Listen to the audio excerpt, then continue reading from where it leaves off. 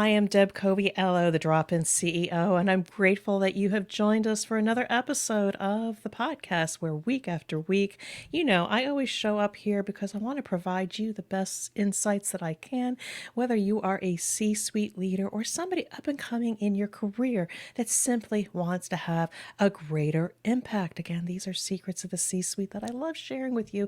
And if you're in the C-suite, heed some of my information and insights because I have seen issues time and time again, and I don't want to see you struggle. I want to see you succeed. So there you have it. You know why I show up all the time.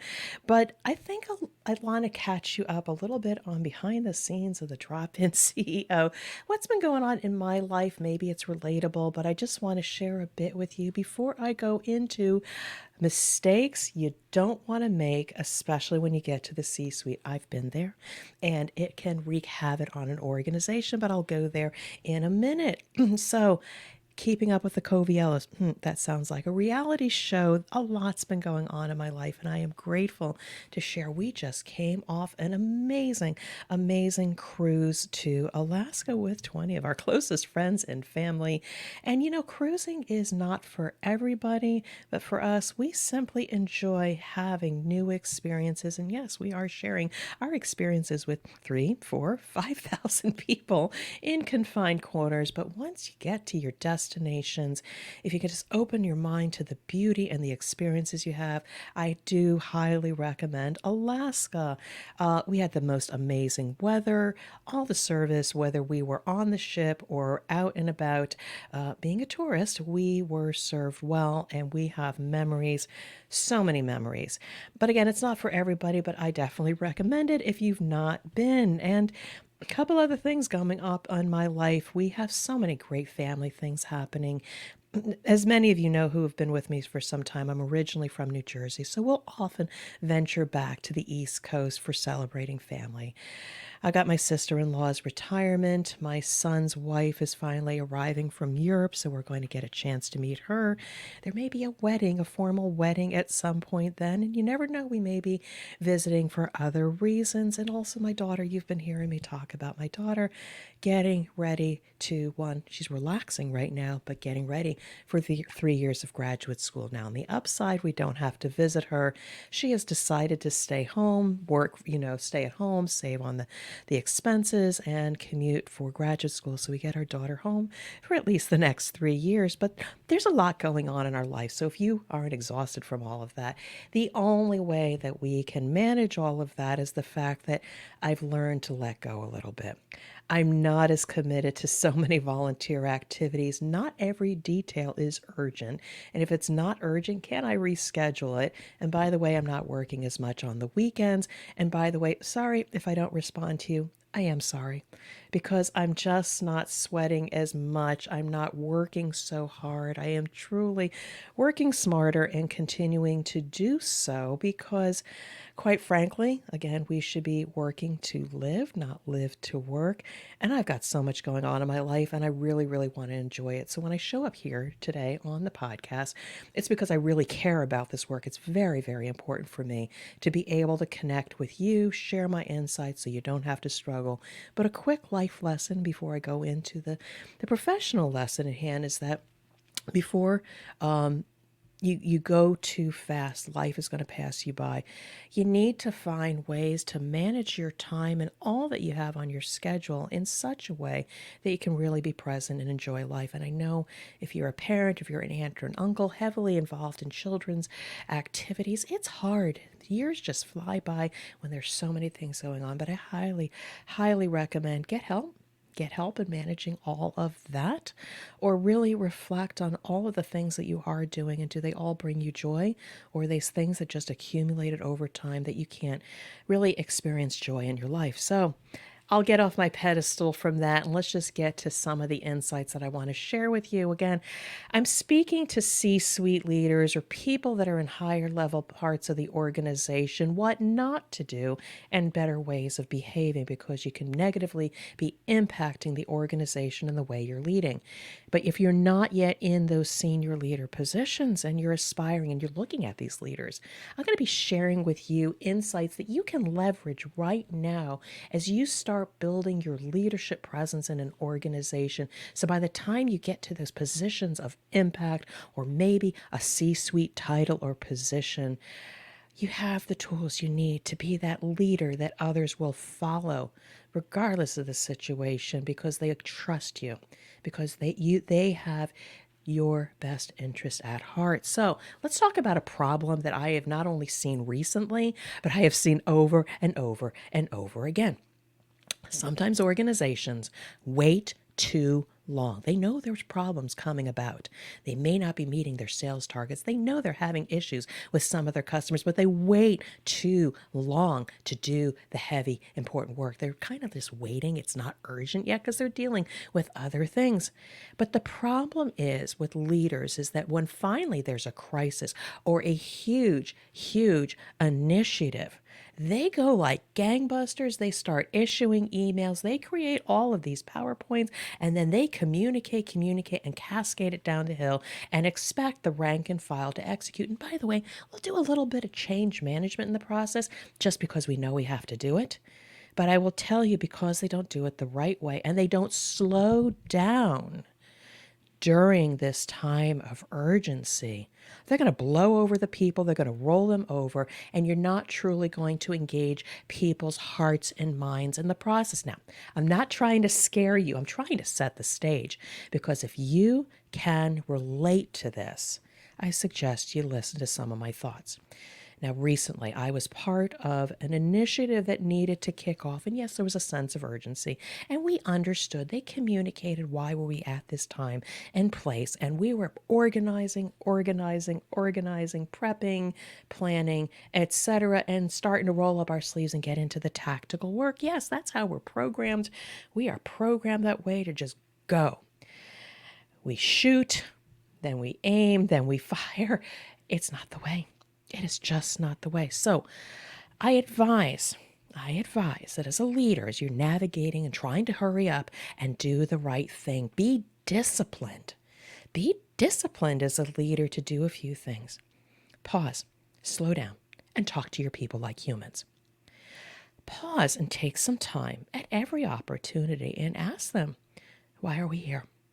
Now, you already communicated that, so we just figure they understand. No, you need to ask them, why are we here? Because until they can articulate it to confirm understanding, why are we at this place and time, you may not have truly communicated with people, because communication is two-way. It's not just disseminating information one way. People need to understand, why are we here? Because you may have had some people late to the table when we're organizing and having our meetings and workshops and creating the strategy and the workflow. Some people may have come late to the table, and they may just know that they have been put on a project team and don't know why we're here.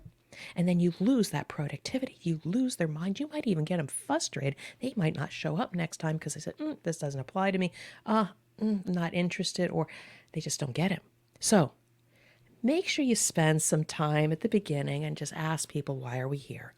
Just level set the playing field, etc. Now, point number 2, what is the problem we're trying to solve? I promise you, we're going to work really hard on articulating a problem statement. We're going to have a problem statement that says, this is what we're trying to solve, and it's going to be very tangible. It's going to be a SMART goal, specific, measurable, achievable, time-bound, and relevant or relatable, whatever SMART, SMART goals are. We're trained and educated on how to do this. And because we're so good at it, we be able to then, what are your measures of success? And then we think we got it. No. Yes, we have to tactically do that, but I say nay to that, because what we don't do, and I got to slow down a little bit here, what we don't do really well is understand the higher level outcome. What does good look like? Can we see it? Do we have a vision of what better, good, best looks like? If people cannot see it in their minds, all you're going to do is get people to check the box, get the results, high five, and you know what? Whatever you did is not going to be sustainable because you can rally troops and win the war, win the battle, but you're not going to win the war in a sustainable way because something's going to change. Your customer requirements are going to change. There's going to be a world crisis, a pandemic, or something. Something's going to change, and whatever you put in place, you're going to tank. You're not going to meet your objectives anymore, and you're going to have to assemble the troops again and waste more time. What I propose to you is make sure that you clearly articulate the outcome or vision, what we're trying to achieve. What is the why?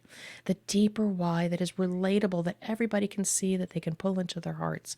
Now, I'll give you a quick example. Like it may be that we want to be best in class. Okay, yeah, you can measure that. But what does it look like to seeing and feeling that? What will your customers or your stakeholders see or feel when you've achieved that particular outcome? Do people close their eyes and sigh and sit back and savor moments when they know they have truly had an impact?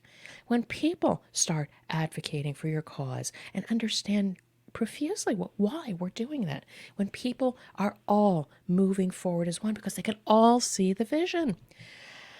Until you've done that, you really haven't gotten people to really understand the problem that they're solving. And so I sincerely ask that you take a little bit of time as leaders to pause and have those conversations. And then number 3, ask simply, how do people feel? How do people feel right now, right here, about that initiative?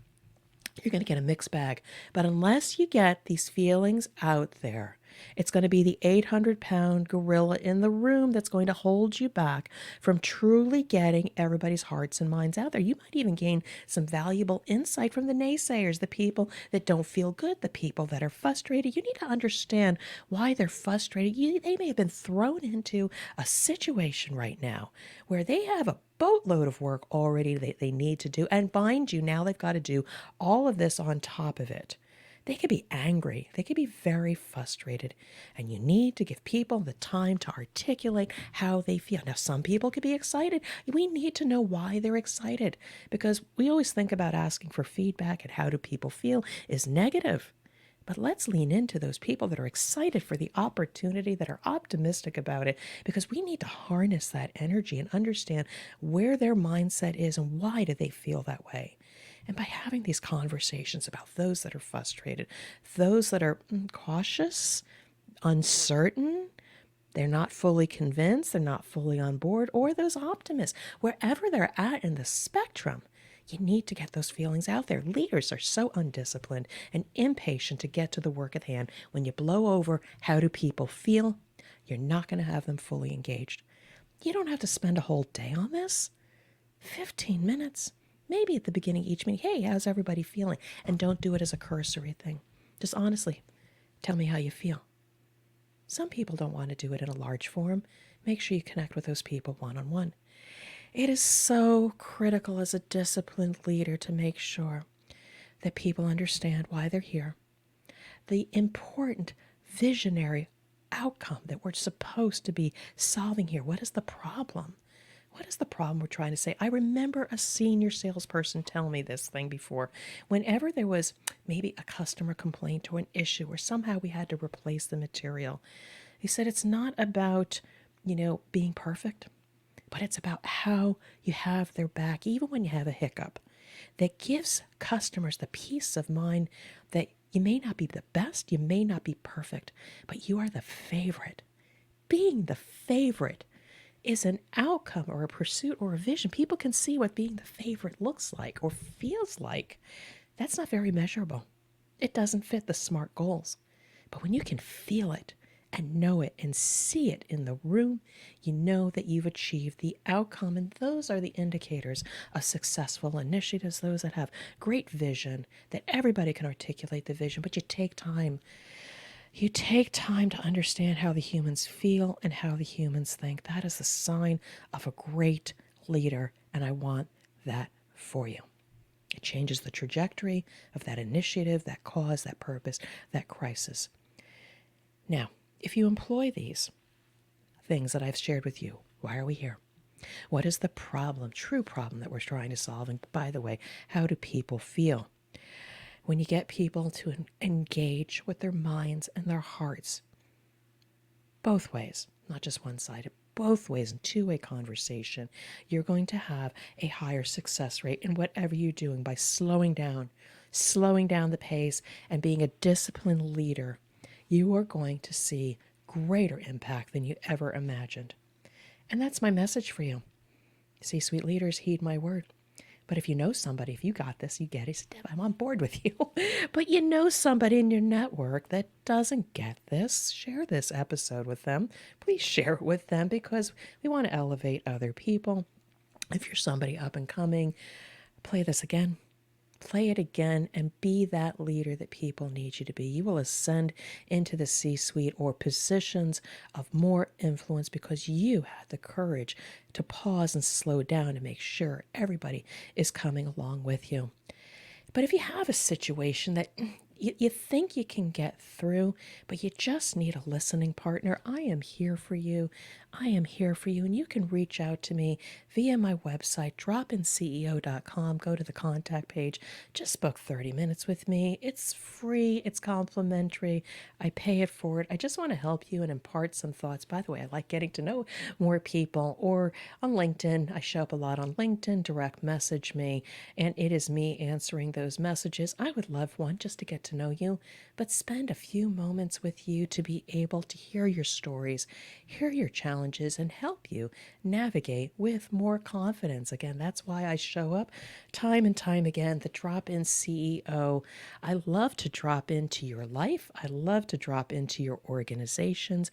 And if you've enjoyed this content, if there is anybody in your network that you think could learn and realize great value from some of these insights, please share this with them, but also please refer them to me. I love talking to people and getting to know them.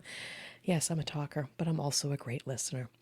So with that, thank you for dropping in on the Drop-In CEO podcast. Deb Coviello, your host, your guide, your CEO whisperer. Whatever you want to call me, I just want to be there for you and help you be successful. So as soon as we log off, I want you to think about this for your own situation. But ultimately, I just want to see you succeed, and I just want to wish everybody well, and take care.